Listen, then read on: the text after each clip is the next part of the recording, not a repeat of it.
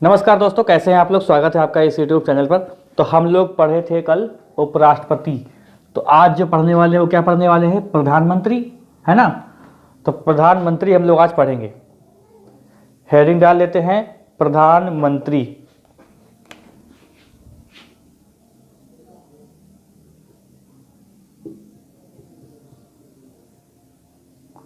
प्रधानमंत्री, ठीक है।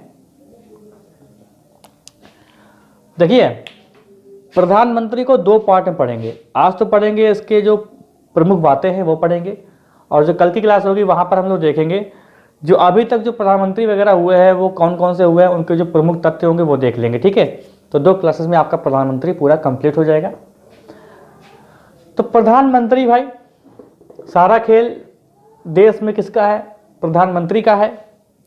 राष्ट्रपति को हम लोगों ने बहुत अच्छे से पढ़ा है, ठीक है, बहुत ही अच्छे से डिटेल में पढ़ा है, कई सारी क्लासेस में पढ़ा है। चलिए अब देखिए इसको क्या करते हैं। पहली बात तो प्रधानमंत्री के लिए अगर आप बनना चाहते हैं तो आपके लिए क्या योग्यता होनी चाहिए, नंबर 1। तो देखो, योग्यता की अगर बात करते हैं यहाँ पे, तो योग्यता से तो क्वेश्चन बहुत ही कम बनता, मतलब बनता ही नहीं है। योग्यता क्या होती है कि मतलब एलिजिबिलिटी इसको बोलते हैं। जैसे कि आप योग्यता मतलब आप जो है एसएससी सीजीएल का एग्जाम दे रहे तो आपके पास स्नातक होना जरूरी है, वही योग्यता समझते होंगे आप लोग, ठीक है।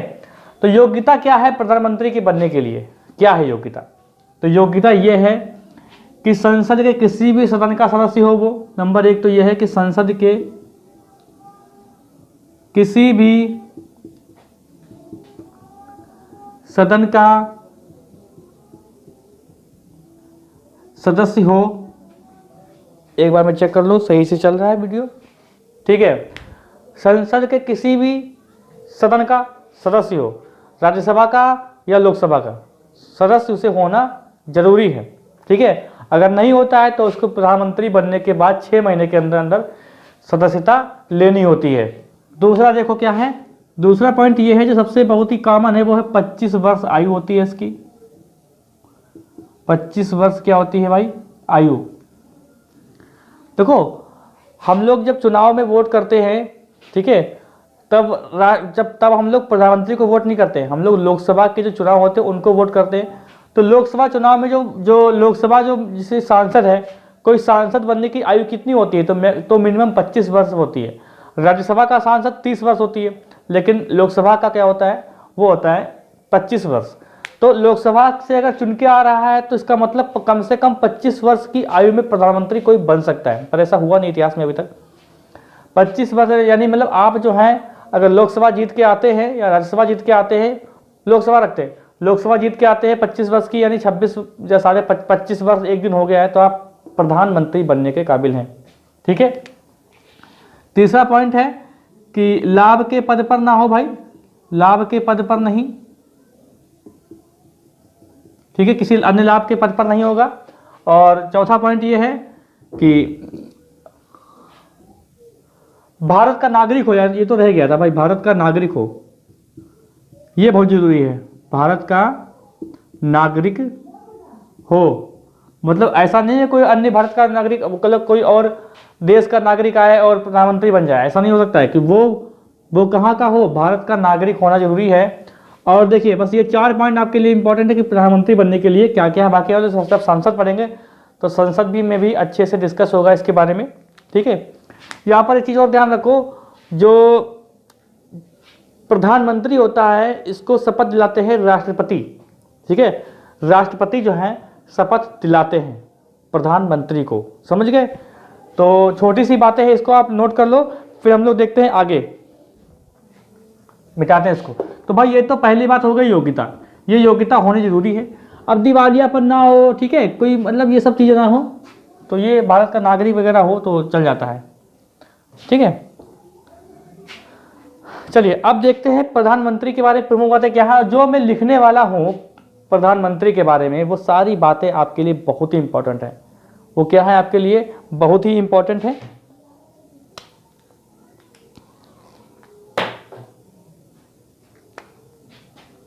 ये वाला मार्कर चलाया जाए, ठीक है।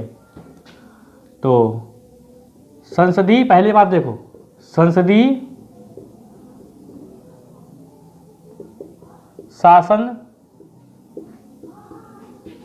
प्रणाली का प्रमुख कौन होता है, ये क्वेश्चन आता है तो होता है प्रधानमंत्री, क्योंकि ऐसे ही क्वेश्चन आते हैं। देखो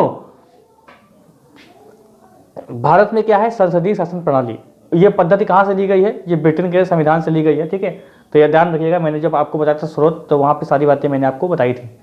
ठीक है, दूसरा पॉइंट देखो, दूसरा पॉइंट क्या है कि ये क्वेश्चन बहुत बार आता है कि कार्यपालिका की जो शक्ति होती है, ठीक है, संघ की कार्यपालिका की जो शक्ति होती है वो किसमें निहित होती है या उसका प्रमुख कौन होता है। तो यहाँ पर तीन प्रकार से क्वेश्चन आता है आपसे। देखो अब ये मार्कर सही चल नहीं रहा, इसको रखो। देखो संघ की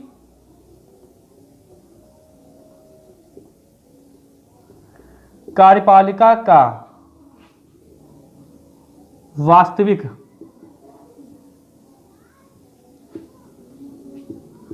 प्रमुख कौन होता है, पीएम होता है। देखो यहां पर क्या डाउट हो सकता है, डाउट ये होता है कि क्वेश्चन आता है कि संघ की कार्यपालिका का प्रमुख कौन होता है, तो आप लोग लगा देते हैं प्रधानमंत्री, लेकिन होता क्या है, राष्ट्रपति। अब आप लोगों के साथ ऐसा क्यों कह रहे हो, देखो मतलब क्या है कि संघ की कार्यपालिका का प्रमुख होता है राष्ट्रपति, लेकिन अच्छा नाम मात्र भी क्या प्रमुख होता है, राष्ट्रपति, लेकिन अगर वास्तविक लिख के आएगा तभी आपको प्रधानमंत्री लगाना है। ये जब मैं आपको राष्ट्रपति पढ़ा रहा था तब भी मैंने आपको बताया था कि ऐसा होता है। ठीक है, तो संघ की जो कार्यपालिका की जो वास्तविक, संघ की कार्यपालिका का वास्तविक प्रमुख कौन होता है, प्रधानमंत्री ही होता है। ठीक है, और देखो दूसरा पॉइंट क्या है कि प्रधानमंत्री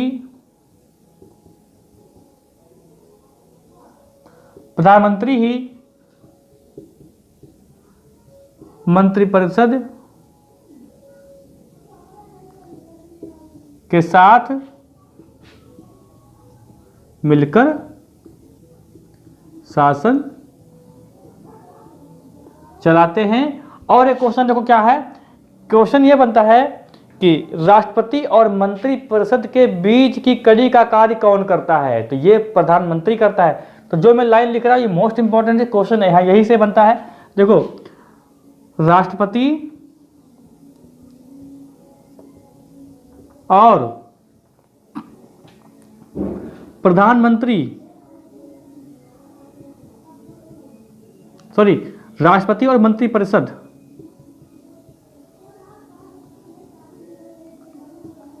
के कार्यों के बीच की कड़ी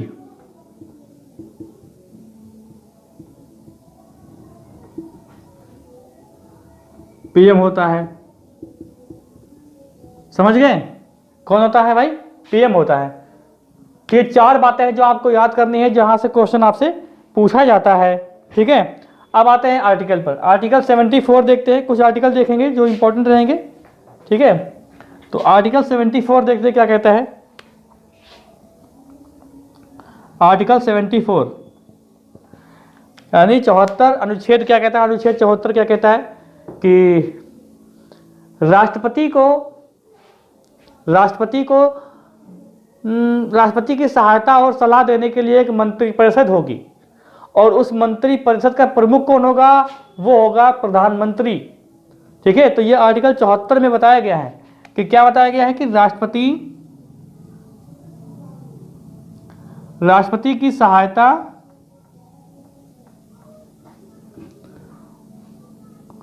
व सलाह देने के लिए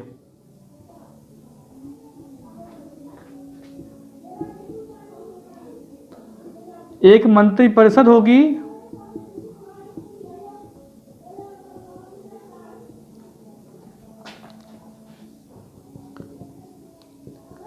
जिसका प्रमुख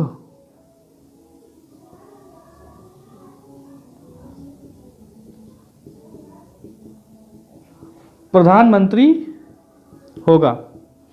देखिए राष्ट्रपति कोई भी कार्य अपने विवेक से नहीं करते हैं, उनको सलाह दी जाती है, उनकी सहायता की जाती है, और इसी के लिए मंत्रिपरिषद का गठन किया जाता है। और उस मंत्रिपरिषद का हेड कौन होता है, यह आपसे क्वेश्चन बन सकता है।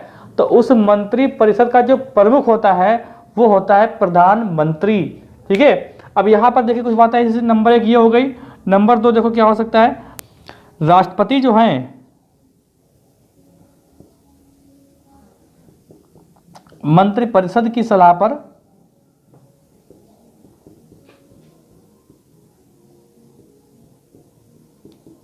कार्य करेंगे। और देखिए यहां पर एक चीज, मंत्रिपरिषद की जो सलाह होती है तो उसके लिए कोई न्यायिक समीक्षा नहीं की जा सकती।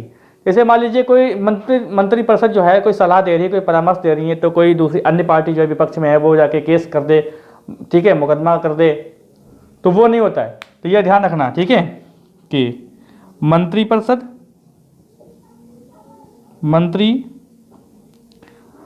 के सलाह की न्यायिक समीक्षा नहीं की जा सकती। यह बढ़िया पॉइंट है, नहीं की जा सकती, ठीक है। तो ये आर्टिकल 74 में हम लोग इतनी चीजें देखेंगे, इसको रफ करते हैं, इसका आप स्क्रीनशॉट ले लो, फिर आगे चलते हैं, फिर आगे देखते हैं और चीज आर्टिकल 75, ठीक है।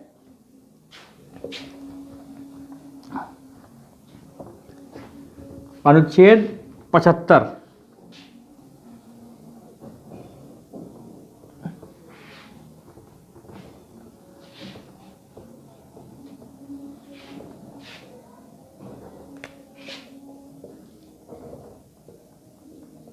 देखो अनुच्छेद 75 ये कहता है, अनुच्छेद 75 ये कहता है कि प्रधानमंत्री की जो नियुक्ति है वो राष्ट्रपति के द्वारा होगी और जो अन्य मंत्री हैं वो राष्ट्रपति ही करेंगे, उनकी नियुक्ति भी राष्ट्रपति ही करेंगे, लेकिन प्रधानमंत्री की सलाह पर, ठीक है। अब इसको मैं समझा रहा हूं, देखो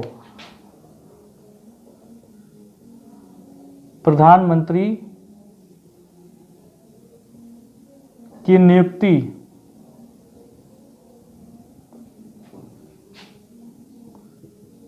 राष्ट्रपति के द्वारा होगी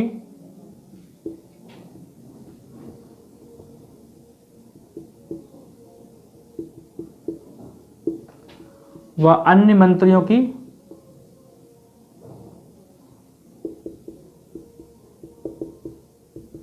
नियुक्ति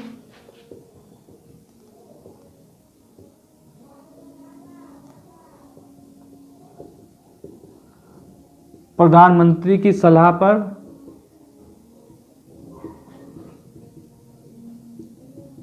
राष्ट्रपति करेंगे, ठीक है। देखो क्या है, मतलब प्रधानमंत्री की पहले बात क्वेश्चन ये आता है कि प्रधानमंत्री की डैश डैश होगा, लिखा होगा नियुक्ति होती है, मनोनीत होते हैं, निर्वाचित होते हैं, क्या होते हैं, तो प्रधानमंत्री की नियुक्ति की जाती है, ना ही वो मनोनीत होते हैं, ना ही उनका निर्वाचन होता है, क्योंकि हम लोग सीधे सीधे प्रधानमंत्री को वोट करने नहीं जाते हैं, हम लोग लोकसभा में वोट करते हैं, सांसद चुनते हैं। सांसद अपना जो बहुमत दल के जो नेता होते हैं वो क्या करते हैं कि अपना लीडर चुनते हैं, अपना लीडर। ये क्या होता है कि मंत्री परिषद का लीडर होता है प्रधानमंत्री। तो हम लोग सीधे सीधे प्रधानमंत्री को नहीं चुनते हैं। जैसे मान लीजिए कि मोदी के नाम पर चुनाव होता है तो हम बहुत लोग क्या करते हैं कि मोदी को प्रधानमंत्री बनाने के लिए क्या करते हैं, लोग चुनाव वोट डालते हैं। अगर मान लीजिए कि वोट डालने के बाद मोदी जी प्रधानमंत्री नहीं बनते हैं तो भी इसमें हम लोग कुछ नहीं कर सकते हैं, क्योंकि हम लोगों ने सांसद चुने हैं, ना कि प्रधानमंत्री। तो प्रधानमंत्री क्या होता है कि जो नेता लोग होते हैं वो अपना नेता चुनते हैं, ऐसा समझिए, ठीक है। तो वो अपना लीडर चुनते हैं तब बनता है प्रधानमंत्री। तो ये नियुक्ति होती है प्रधानमंत्री की राष्ट्रपति के द्वारा, ठीक है। और जो अन्य मंत्री होते हैं उनकी भी नियुक्ति प्रधानमंत्री की सलाह पर होती है, लेकिन करते कौन है, राष्ट्रपति जी करते हैं, ये ध्यान रखिएगा, ठीक है। चलिए अगला देखते हैं, नंबर 1 पॉइंट, नंबर 2 पॉइंट। देखिए मंत्री परिषद जो होती है उनमें जो मंत्रियों की संख्या है वो 15% से ज्यादा नहीं हो सकती है, ध्यान रखिएगा, एक चीज है, ठीक है। मंत्री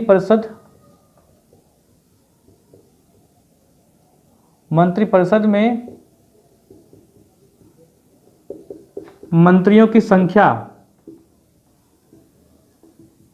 15% से ज्यादा नहीं, ठीक है। ये 91वां संविधान संशोधन था। ठीक है, लिख लो यहाँ पर 51वें संशोधन 2003 में ये बात कही गई थी। मतलब क्या हुआ कि जो 15%, मतलब क्या हुआ 82 मंत्री हो सकते हैं। बात 545 का निकालिए, 15% और आसपास 82 बनेगा। तो मंत्री परिषद में मंत्रियों की संख्या 15% से ज्यादा नहीं हो सकती है। ये 91वां संविधान संशोधन था 2003 में, उसमें बात रखी गई थी। ठीक है, अब ऐसा ना हो कि इतने सारे पद सबको अलग अलग दे दो, 545 है 545 मंत्री बना दो, ऐसा नहीं है। ठीक है, 82 से ऊपर नहीं बनेंगे लगभग। चलिए तीसरा पॉइंट देखते हैं क्या कहता है कि प्रधानमंत्री व अन्य मंत्री राष्ट्रपति के प्रसाद प्रयत्न पर पद धारण करते हैं। ठीक है, ये बहुत जरूरी बात है कि प्रधानमंत्री और सभी मंत्री राष्ट्रपति के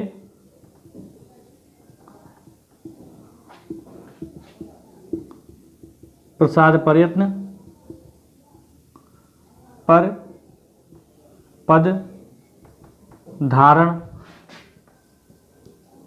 करते हैं। क्या देखो मतलब है इसका, देखिए जैसे प्रधानमंत्री हो या अन्य मंत्री हो, उनका कार्यकाल अधिकतम होता है 5 वर्ष। ठीक है, लेकिन ये प्रसाद प्रयत्न होता है।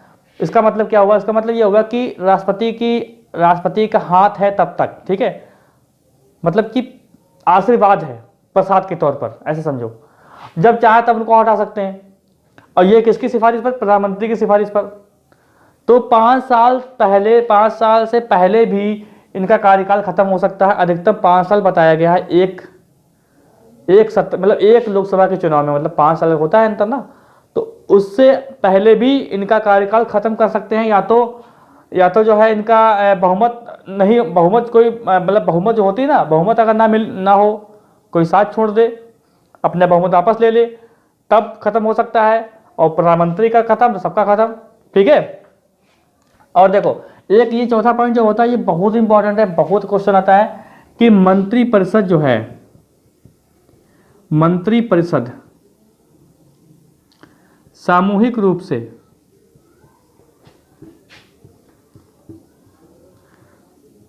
लोकसभा के प्रति उत्तरदायी होती है। सामूहिक रूप से लोकसभा के प्रति उत्तरदायी होती है। क्वेश्चन बहुत आता है कि मंत्री परिषद सामूहिक रूप से किसके प्रति उत्तरदायी होती है, लोकसभा, राज्यसभा, प्रधानमंत्री, राष्ट्रपति। तो बड़ा कंफ्यूजन होता है। तो लोग क्या करते हैं कि प्रधानमंत्री लगा देते हैं, लेकिन उत्तरदायी लोकसभा के प्रति होती है। ठीक है, लोकसभा के प्रति उत्तरदायी होती है।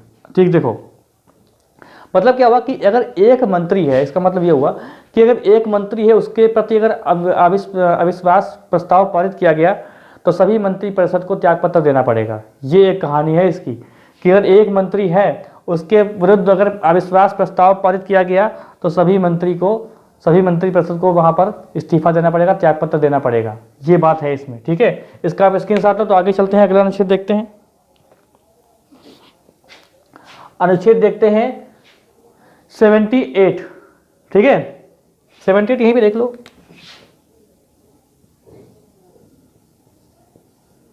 78 क्या कहता है, 78 ये कहता है कि जो प्रधानमंत्री है, इतना शॉर्ट में लिख लेते हैं, प्रधानमंत्री राष्ट्रपति को सूचना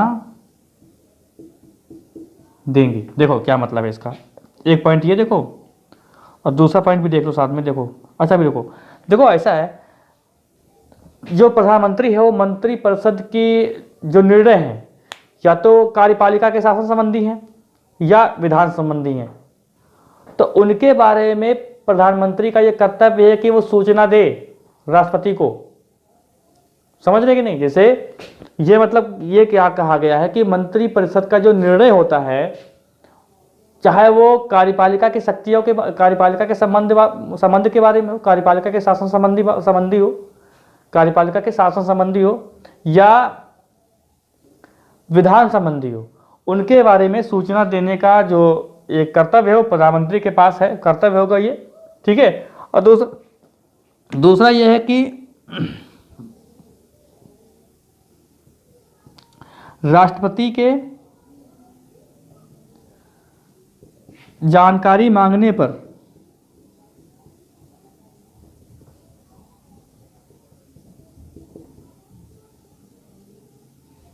जानकारी देंगे भैया। ये देखो मतलब कि अब यहाँ पर सूचना देंगे, लेकिन अगर राष्ट्रपति, अगर देखो ये तो कर्तव्य है कि भैया जो निर्णय लिया गया है वो राष्ट्रपति को बता दो ये निर्णय, लेकिन अगर राष्ट्रपति चाहता है कि अगर मतलब जैसे कि कोई जानकारी प्राप्त करना चाह रहा है, चाहे वो कार्यपालिका की शासन संबंधी बात हो या कोई विधान संबंधी बात हो, तो उसकी जानकारी अगर चाह रहा है तो राष्ट्रपति को बताना होगा, राष्ट्रपति को जो है बताना होगा प्रधानमंत्री को, ठीक है। तो ऐसा करो, इसका स्क्रीनशॉट ले लो। अब देखते हैं राष्ट्रपति की शक्तियां, देखते हैं, सॉरी प्रधानमंत्री की शक्तियां, अरे यार कहाँ में चला गया। राष्ट्रपति की शक्तियां हम लोगों ने पढ़ लिया है अच्छे से, ठीक है सब कुछ। अब प्रधानमंत्री की शक्तियां देखेंगे और इनको हम लोग 4 भागों में बांट देंगे। जो प्रधानमंत्री की जो शक्तियां हैं उनको 4 भागों में बांट देंगे, ठीक है। देखो प्रधानमंत्री की शक्तियां, मुझे पता है ये गलत लिखा है, ठीक है कौन मिटा ले इसको। तो पहले नंबर देखो, पहले नंबर पे क्या क्या देखते हैं, मंत्री परिषद के संबंध में, ठीक है। मतलब प्रधानमंत्री की जो शक्तियां हैं 4 भागों में बांटेंगे हम लोग। तो पहले देख लेते हैं मंत्री परिषद के संबंध में। देखो तो मंत्री परिषद के संबंध में क्या है कि मंत्रियों की जो नियुक्ति होती है, ठीक है, मंत्रियों की नियुक्ति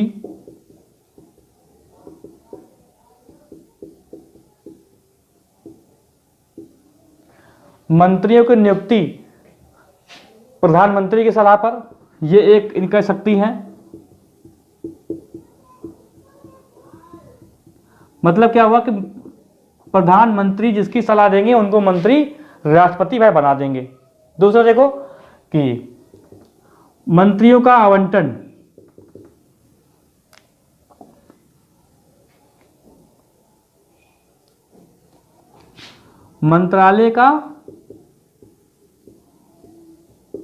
मंत्रालयों का आवंटन भी कौन करता है, ये प्रधानमंत्री ही करते हैं, ठीक है। तीसरा पॉइंट ये है कि तीसरा पॉइंट ये कहता है कि मंत्रिपरिषद की जो बैठकें होती हैं, उसकी अध्यक्षता कौन करता है। ये आपके पास ये बहुत ही इंपॉर्टेंट क्वेश्चन है कि मंत्रिपरिषद की बैठकों का अध्यक्षता कौन करता है, ये भी भाई साहब करते हैं पीएम, ठीक है, लिख रहा है प्रधानमंत्री। चौथा पॉइंट देखो क्या कहता है, पीएम जो है, पीएम किसी भी मंत्री से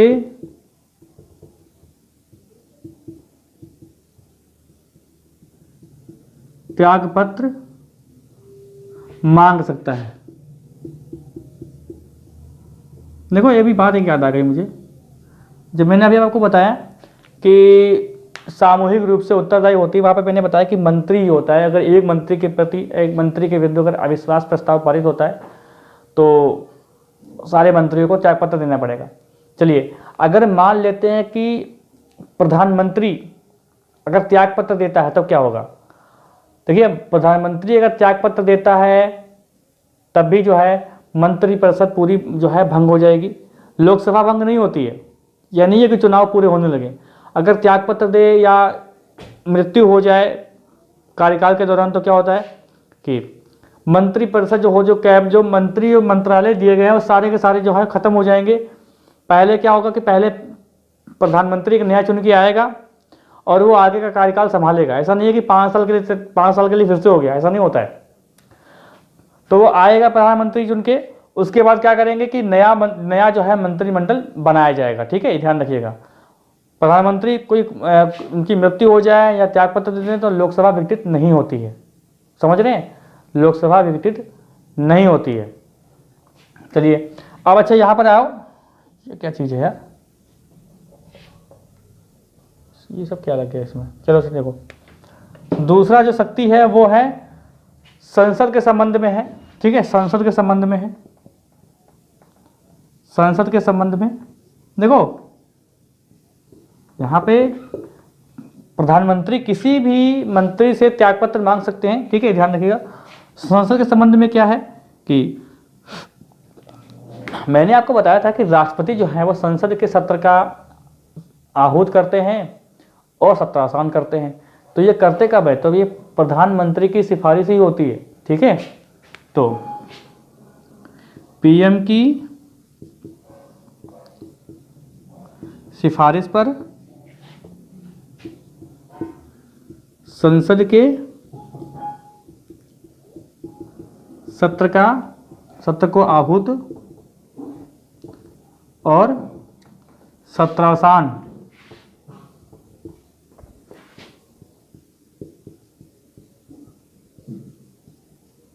किया जाता है। अब यही देखो जो है पॉइंट किसमें है, राष्ट्रपति में है, लेकिन यही पॉइंट इसमें भी है। तो प्रधानमंत्री की ही सिफारिश होती है। ठीक है, दूसरा पॉइंट देखो क्या कहते हैं कि पीएम की ही सिफारिश पर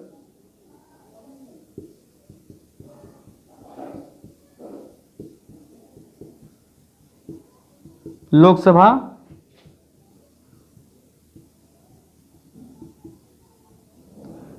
को विघटित किया जाता है। मतलब क्या हुआ कि जो लोकसभा को जो विघटित करते हैं वो राष्ट्रपति करते हैं ना, लेकिन सिफारिश किसकी होती है, प्रधानमंत्री की सिफारिश होती है। तो ये शक्तियां हो गई आपके संसदीय शक्तियां। ठीक है, अब इसको रफ करते हैं जनाब, आगे चलते हैं। अब देख लेते हैं हम लोग जो राष्ट्रपति के संबंध में, राष्ट्रपति के संबंध में क्या शक्तियां हैं ये सोचो।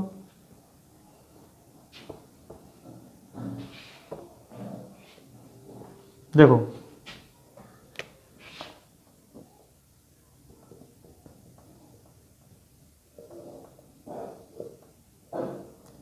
राष्ट्रपति के संबंध में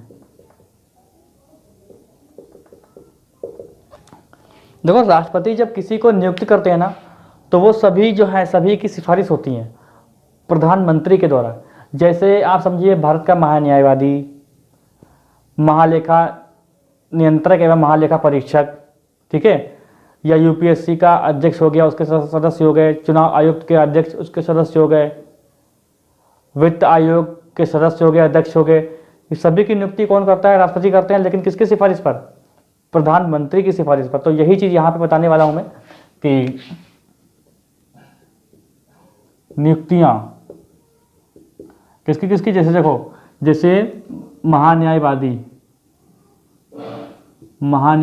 हो गया,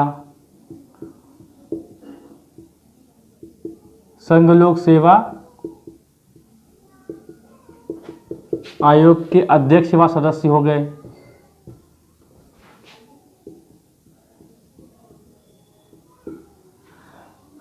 ठीक है,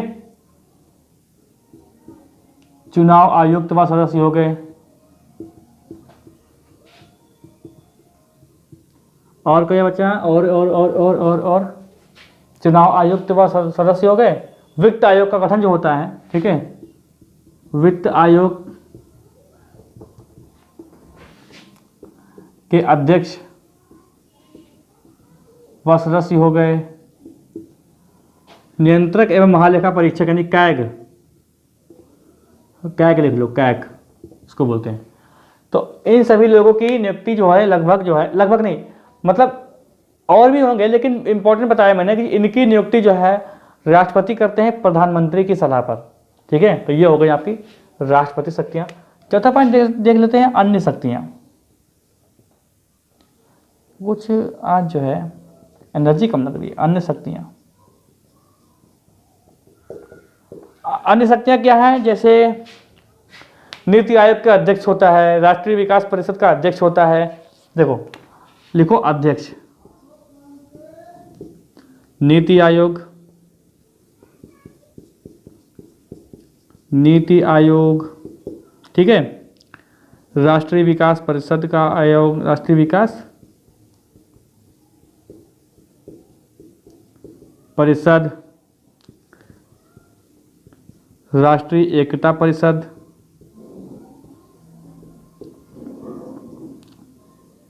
और क्या होगा, अंतर्राज्यीय, अंतर्राज्यीय या राष्ट्रीय